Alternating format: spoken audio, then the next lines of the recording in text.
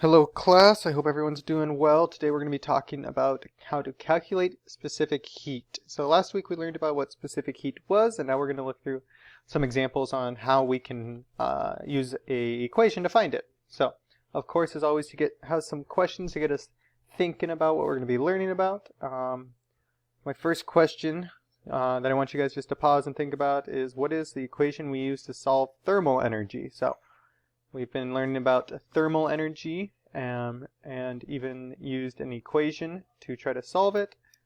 Does anyone remember what some of those variables are, what that is? So what we did before was we said that Q, thermal energy, is equal to M for mass times our specific heat, Cp, times our delta T, or change in temperature. So which part of this equation is for our specific heat? Well, I just mentioned it. It was our Cp. So today we're going to be looking in how do we solve for our specific heat. Yeah, that's our question. How can we use the same equation to solve for Cp? We'll learn that. So all we're going to do, our only objective by the end of the day, is to be able to calculate specific heat. We got one objective today, so hopefully we can do it well. Here's a really good example of how to calculate specific heat. I think she does a great job explaining it, so please pause this video and go see this video, which is linked in our classroom as always. Only a short 4-minute video. So when we're calculating specific heat, we're going to be using our same equation, but I'm going to show you how we do some math, some algebra, to rearrange our equation in order to solve for Cp. So this is a 1 variable, well, it's actually a 4 variable equation right now. But if we say everything else is a number, let's say that Q is a number, M is a number, and delta T is a number, what we're going to be trying to do is solve for our only variable of Cp. So we want to rearrange it, so that we can do this by multiplying both sides by M. So if we take this equation and we divide. We want to divide both sides by M. So we're going to divide Q by M, and we're going to divide this whole right side, M times Cp times delta T. So now we're going to have Q divided by M on this side, and what it's going to look like is this whole top equation divided by M. And that's what happens when we divide both sides by M. Oh, sorry. And then our next step, let me sorry about that. So we're going to divide both sides of our equation by M. So now we have Q divided by M is equal to M times Cp times delta T divided by M. And then our next step, we're going to simplify and then divide both sides by delta T. So if we would simplify it, our M's would cancel. We can cancel this M with this M right here. And then we want to divide by delta T by both sides. So we're going to take Q divided by M divided by delta T, then also Cp times delta T divided by delta T. And when we do that, and we're going to simplify, we're going to cancel out our delta T's on our right side, and then our final equation is going to be Cp is equal to Q divided by M times delta T. And we can see that up here in this picture. It looks similar, not exactly the same, but similar. Our final equation is going to be C is equal to Q divided by M times delta T. So anytime we're solving for this, that's all we need to do. It's just like our Q equals equation. It started from this Q equals equation, and I just did some math steps. But anytime we're solving for our specific heat, we can use this bottom equation thanks to just some rearranging our math. So, some good reminders. We want to make sure our units are always in the same ones, are correct. We want to make sure we're using correct units. So, for example, if I have a Cp that's in grams, I want to make sure my mass is in grams. I don't want to have any mismatching things. Or if I have a Cp that's measured in joules per kilogram Fahrenheit, I want to make sure my temperature is in Fahrenheit. So that's just some things to be looking out for. Oh yeah. So if your mass is in grams, then your specific heat's going to be in grams, or if your temperature's in Kelvin, in Celsius, and Fahrenheit, our specific heat will be in the same as well.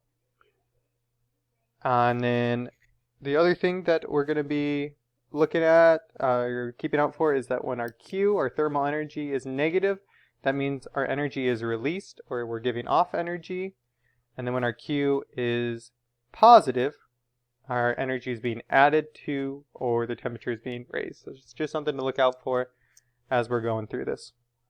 So some great examples that I found. Well, I made them up a little bit, but also used some examples from what's called Lord of the Rings. If you guys have ever heard or seen any of those movies or books, in it they talk about this thing called dragonglass, and this is what dragonglass looks like.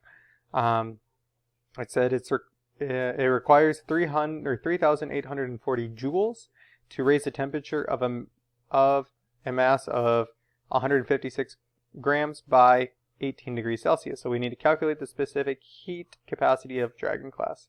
So we're going to make sure we know how to do this one. We're going to write this one down. Since we're putting energy in, we're raising the temperature of the mass. We have Q is a positive one. We have to put energy in, so it's 3,840 joules is given as Q. Our mass right here, mass of 156 grams, and then our delta T, we're raising the temperature by this much. We're not giving you a final and an initial, we're just raising it. We're giving you the change is equal to 18 degrees Celsius. So using our equation over here, we can just plug in Q, which is 3,840 joules on top. We can plug in our M down here, which is 156 grams, and then our delta T, which is 18 degrees Celsius. So the equation we're going to use is that one. Once we plug it in, this is when we start to use our calculator. One very specific thing when we're doing our calculator, though, is we want to make sure our parentheses are on the bottom. So our order of operations is PEMDAS, right? So parentheses first, and then exponents, then multiplication and division at the same time. So if we plugged in 3,840 divided by 156 times 18 without any parentheses, we would take this number 3,840, divide it, and then multiply the answer of it by 18. But we don't want to do that. We want to multiply 156 by 18 and then take 3,840 and divide it by that answer. So we want to make sure we're using our parentheses because of PEMDAS, our order of operations. And our answer ends up being 1.37 joules per gram Celsius. So you can see in my units down here, all I did is I kept the units that I had in our equation. So our joules is on top in our equation, so I left it up there, and then our joules are on bottom, or sorry, our grams and our Celsius are on bottom in our equation, so I left them down on the bottom of our fraction, we could call it, in our units. So let's see another example. So this time we have Dragonfire energy. So 500 joules of Dragonfire energy was blown into a room filled with air, causing the temperature to raise 9 degrees Celsius. The air in the room weighed 100 grams. What is our specific heat of the air? So again, we're putting energy into the room, so we're going to have a positive Q. So our Q is 500 joules. We have a mass. If the air weighed 100 grams, so anytime we see a gram, it's going to be a mass. And then our change in temperature was 9 degrees Celsius. Delta T is 9 degrees Celsius. Our equation is the same one we see over here, the same one we're going to be using anytime we calculate our specific heat. It is Cp is equal to Q divided by M times delta T. So let's plug and chug. Q is 500, so we're going to put that on top. M is 100, so we're going to put that there, and 9 is right here. Make sure we put our parentheses in as we're using our calculator, and our answer is going to be 0.56 joules per gram Celsius. Alright, we got another example. This one's a little bit longer. So our example this time is Mr. Max is throwing a party and wants to have a large buffalo ice sculpture in the middle of the room. So we can see one down here is the example of kind of what I was hoping for in my party that I'm going to have. After several hours, the ice has melted and changed the room's temperature by 25 degrees Celsius to 20 degrees. So we started at 25 and we're finishing at 20. So the ice sculpture weighs 1,000 grams and the heat absorbed 2,800 joules. What is the specific heat of our air? So what we're given this time is a little bit different, but very similar. So we have our Q, it's negative this time because we are cooling down the room. So instead of raising the temperature, we're going to lower it. And so we need a negative Q.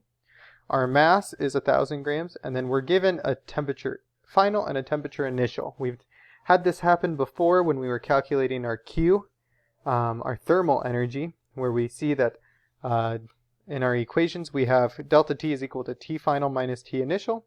And then we're going to use this same equation of Cp is equal to Q divided by M times delta T.